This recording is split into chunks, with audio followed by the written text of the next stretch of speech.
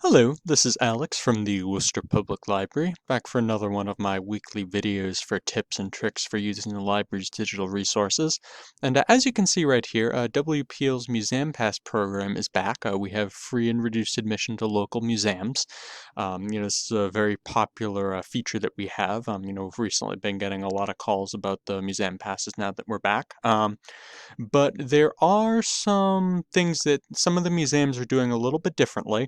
So I wanted to take you through that and also tell you the best way that you can get the latest information.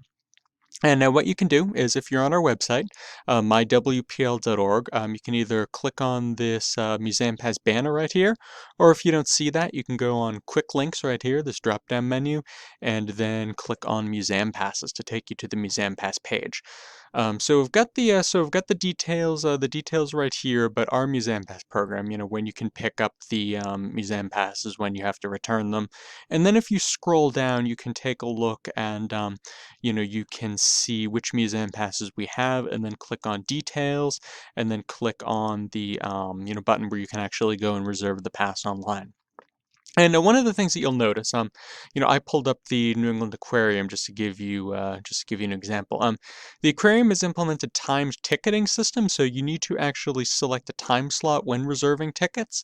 So it's not like sort of pre-COVID where you could just get the museum pass and go. A lot of times these museum passes you need to reserve a slot at the museum, but also reserve our museum pass as well if you want the discount and the benefits. But if you ever have any questions or want the latest information, if you go up here to click on locations and hours, for instance, most of our museum passes are either at the main library or the Francis Perkins branch. What you can always do is give us a call. All of our phone numbers are right here, and that way you can make sure that you're getting the latest information about the museum pass. Our librarians can explain the procedures to you, and we can also book a museum pass for you over the phone as well if the one that you're looking for is available. And so again, this was Alex from the Worcester Public Library. I hope you found this video informative.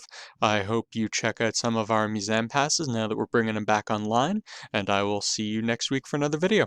Thanks for watching.